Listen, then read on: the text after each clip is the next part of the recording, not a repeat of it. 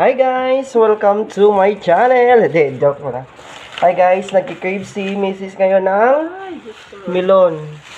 Gagawa kami ngayon ng melon juice at saka i-slice namin. Lagyan namin ng gatas. Maliit lang ginagamit namin gatas guys kasi bawal si Mrs. lang sobrang tamis. Kasi it's magna 9 months na yung tiyan niya. Bawal siya malang matamis. Yung melon namin nabili guys ay 160. 160 to no? Yan. Malaki.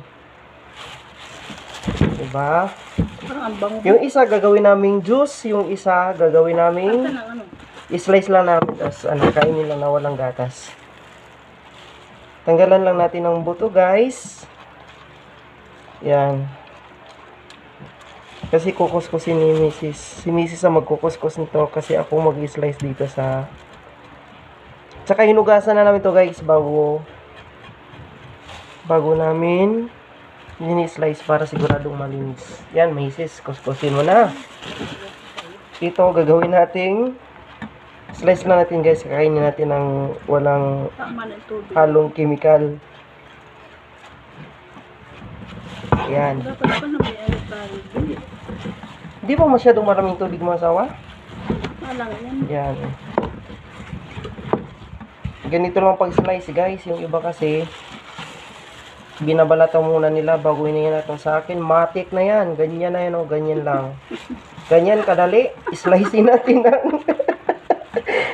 ng bite size. Si Mrs. tawa ng tawa kasi first time namin maggawa ng video. Kaya tawa siya ng tawa. Wala pala tayong pangkayod din. Oo, dapat bibili tayo nun. Shredder. Shredder ang tawag nun namin, no? Meron kami na wala eh. Ha? Wala sa kabila. Tapos papalamig namin kasi pagkatapos namin kumain ng lunch, yun ang panghimagas namin. Diba? Kami.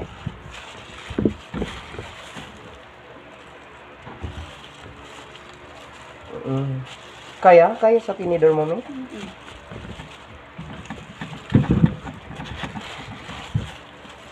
Ang bango niya, guys, oh.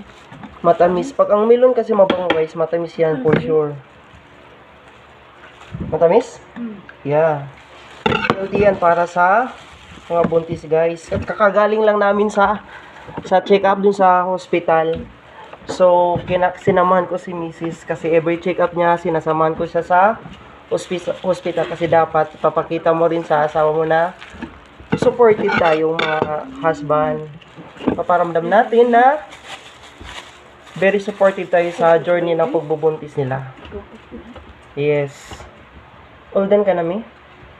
At yun lang guys, at mamaya kakainin na namin yan, ha? Thank you.